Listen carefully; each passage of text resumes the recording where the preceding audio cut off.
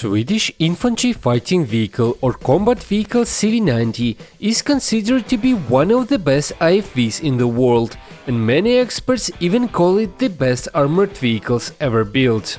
Many countries choose CV90 as their main armored vehicles among various competitors, and even the United States considers CV90 for the US Army's next generation combat vehicle program. Soon this vehicle will roll into the battle in Ukraine, as Swedish government announced that they will transfer 51 CV90s of undefined variants to Ukraine as part of its support to counter the Russian invasion. Why so many people call CV90 the best IFV in the world, and why this small number of these combat vehicles will help Ukraine in current conflict? I will try to answer these questions in this video, but the short answer lies in two words: combat proven. We'll get back to this in a minute. First, let's dive into history of production. Combat Vehicle 90 was developed in Sweden in the mid-1980s during Cold War, so it was designed to confront Soviet and later Russian forces during possible conflicts in Europe. At that period, all Western armored vehicles had the same requirements for protection against the Soviet 14.5mm KPV or large caliber Vladimirov machine gun. It was mounted on various models of Russian BTRs to this day. But after numerous serious modernization, now CV90 can withstand impact from automatic 30mm gun that mounted on Russian BMP-2 and BMP-3s. Since 1993, around 1,300 CV90s of various versions have been built. CV90 is a modular platform, and there are total 16 variants been built and designed.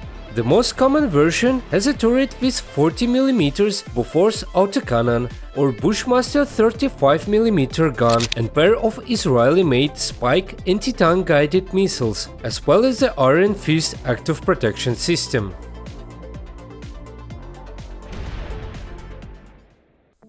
CV90-105 variant with 105mm gun providing light tank capabilities.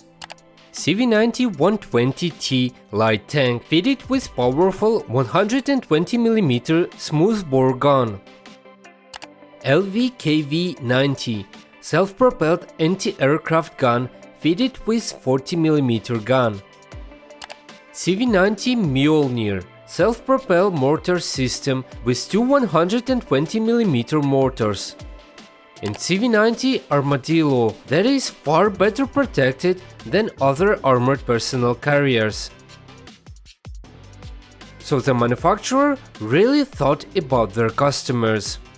Add to this new generation CV90 Mark V that is currently in production and will have autonomous driving and unmanned capabilities, new electronic architecture hosting artificial intelligence and machine learning algorithms, and it actually used GPUs and CPUs to process data. In addition to its modular design and various versions, the CV90 is also known for its mobility. It has a top speed of 70 km per hour and can travel more than 600 km without refueling. Other than that, we have a fantastic range of the vehicle as well. And actually, I did the calculation. We can go from Washington to Detroit and then some on one fuel tank. That's pretty impressive. That's amazing. Its advanced suppression system allows it to navigate difficult terrain and maintain stability while firing on the move. Now that we have learned all the main advantages of this vehicle, we can say that CV90 is a very good, versatile and reliable armored vehicle. But in context of its transfer to Ukraine, the CV90 has one major drawback: numbers. It is not such mass-produced vehicle as German Marder or American Bradley, and these 51 units probably all that Sweden will be able to transfer to Ukraine in the near future. But we believe that even this small amount can make a difference for Ukraine. And as I said earlier, the reason lies in two words: Combat proven. In November 2007, Norwegian army that were deployed in Afghanistan as part of international security assistance forces responded to a Taliban attack on Afghan National Army forces. Having been heavily outnumbered by the Taliban forces, the Norwegians used CV90s to suppress attacks and successfully repelled multiple assaults on their positions. Around 65 Taliban fighters have been KIA in this fight.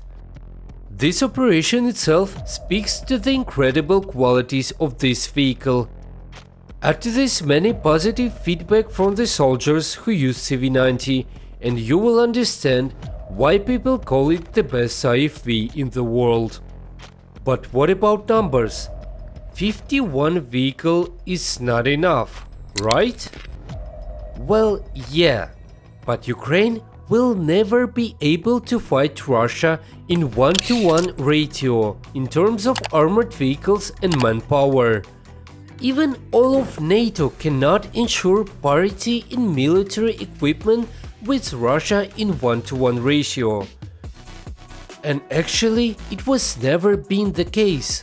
It is NATO's strategy to build weapons that can stand up against an enemy with overwhelming numerical superiority, and Swedish CV90 is one of the best examples of such weapon. Thanks for your time, please subscribe to my channel and watch this video about German murders.